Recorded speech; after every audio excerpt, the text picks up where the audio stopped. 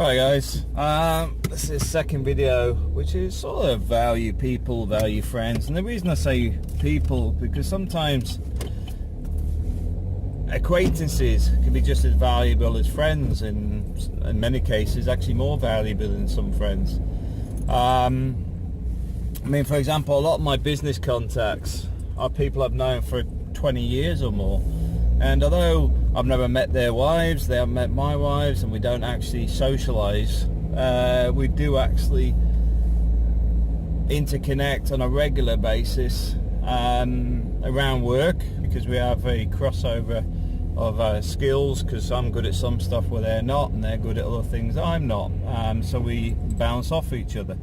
But at the same time, if somebody's ill, like one of the guys' wives had cancer, we make an effort to actually keep in touch with people and just check they're getting on all right, not letting the world grind them down, that sort of thing.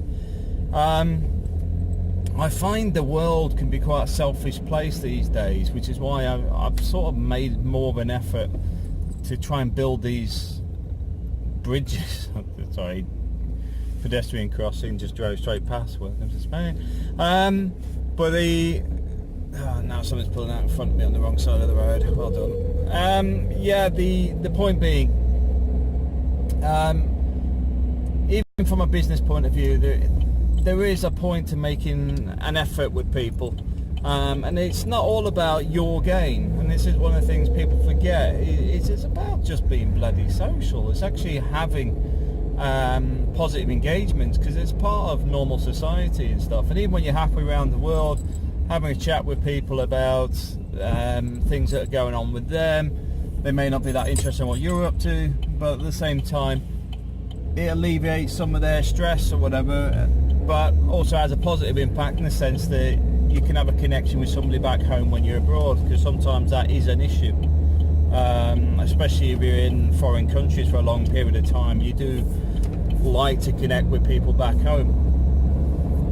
Now, from a family point of view, and this goes for fair weather friends and everybody else, cutting out negative people, there is nothing wrong with it. People will tell you, well, you've got to keep in touch with me because I'm related to you or whatever. You know what?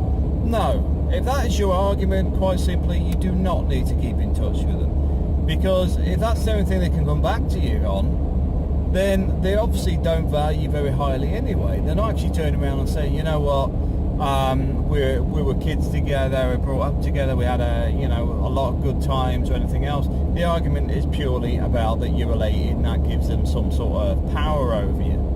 Don't let that happen. And this is one of the things about this husband-wife patriotic, not patriotic, what's it, I'll move on because I'll be thinking about it in my mind and go quiet. But the point being is the traditional family structure, patriarch, people have an issue with. Well, some people do. Myself, I don't have an issue with it. It's how it gets manipulated that's the problem.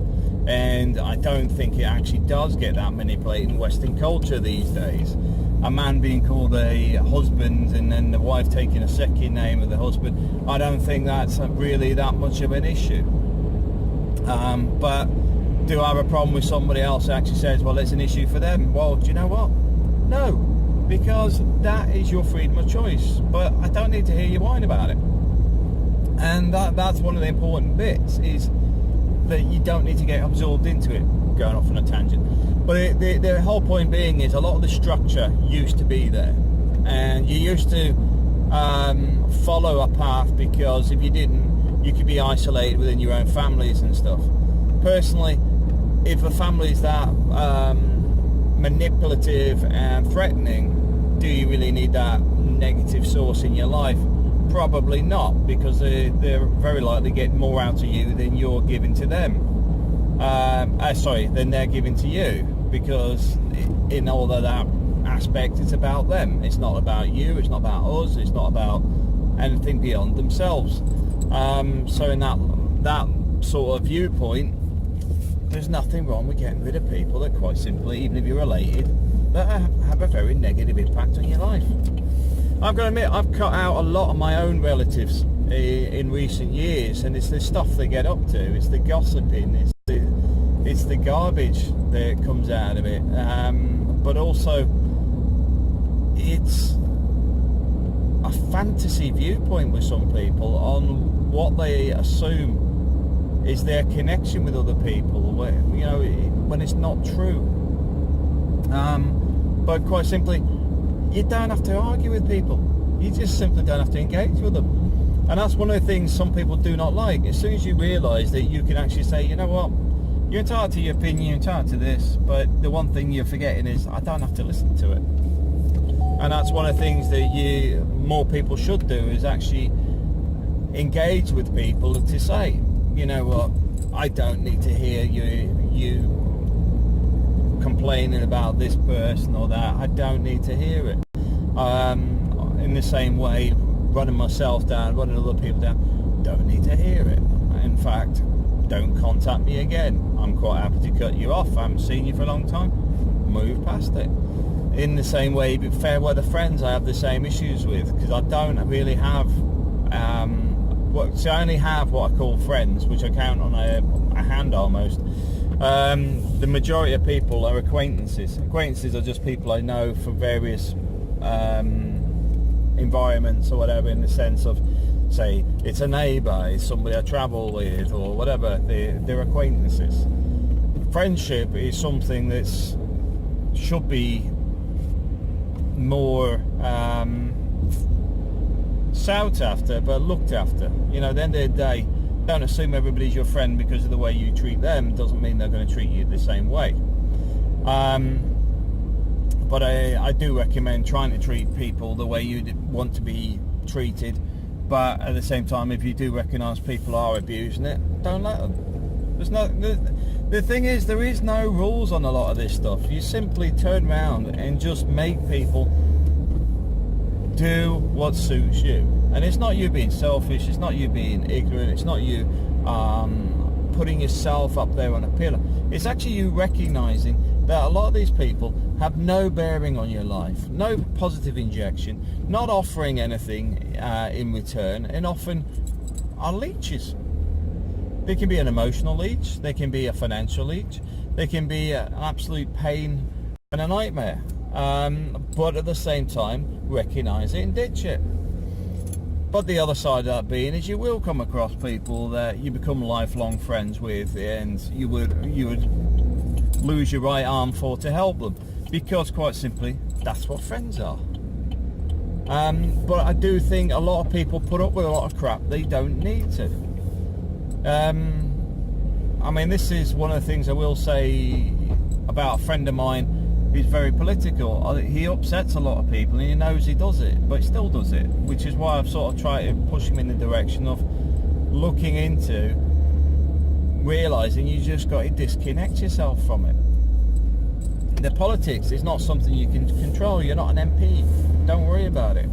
Yes, the system isn't working properly. Yes, we're getting more problems than we are solutions, but we are not here to fix it. It's not our problem. We end up with the effects of it, but ultimately you should just carry on with your own life. Do what makes you happy. Enjoy life. Find what's making your life not so good, and remove it where you can. You want to focus on what does make you happy. You want to focus on getting the positive stuff in your life. And there is, like I said, I mentioned on my last video, it's not about being selfish. Because, for example, if your best mate was ill with something serious, spending your time with him and being friends, there is nothing wrong with that, because that's what friendship's about. What is a problem is when you've got somebody that is constantly depressed and whatever and does nothing about it, but is dragging you down with them. Because if they're refusing to do something about it and they're dragging you down, then it's been rather selfish. I know a lot of people say, well, you can't really say that. Well, you can, because if they know they're doing it and they're doing it on purpose and have no willingness to change and expecting some miracle of somebody else sorting their life out for them, that's being selfish. It doesn't matter how you cut it. And you've got to recognise that and be a bit more aggressive, in the sense of, look, if you're going to continue on this path, I can't be your friend anymore, because quite simply you've been you're dragging me down with you, and at the same time you can seek help. There is people that can help you, there is people that can do stuff for you, but I'm not that person. I'm the person who's there to support you as a friend, but I'm not your therapist. And you do find a lot of people lock themselves into things because people will actually go along, for example, in a bad marriage. So every day at work, all you hear is about the bad marriage. And at no point do they sit there and go, do you know what, maybe I should get a divorce. Because if they did, they'd probably find they were bloody lot happier a lot quicker than dragging it on for years, complaining about it, until their partner eventually leaves them, which is often the case. Just get on with it. Do what makes you happy. If you're in an unhappy relationship, do something to change it. If you can't change it, get out of it. It's as simple as that. Anyway, thanks for watching.